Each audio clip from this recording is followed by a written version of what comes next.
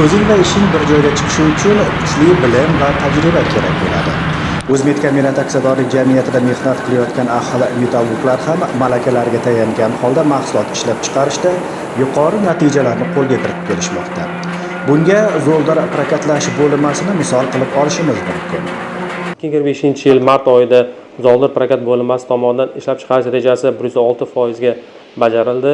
Jumladan diametri 40, 65, 100, 120 zoldirlar rejadagi 21500 tonna o'rniga amalda 22750 tonna ishlab chiqarildi. Mart oyida Mirsaliyev Rustam hamda Tajibayev Sanjar boshchiligidagi brigadalar boshqa jamoalarga o'rnak bo'ldi. Xudo xolasa aprel oyida ham bu ko'rsatkichlarni ortiq bilan bajarishga harakat qilamiz. Faqat tajribagina bizni hayot ne'matlarini qadrlashga o'rgatadi. Tajribali insonlar esa ko'p narsalarga qodir. Ularning ishbilarmonligi, kasbiga sadoqati, qolaversa mehnatsevarligi yuqori marralarni egallashda qo'l keladi. Zoldar prokatlash bo'linmasi ishchi xodimlari ham vaqtdan unumli foydalangan holda oldilariga qo'yilgan topshiriqlarni munosib bajarib kelmoqda.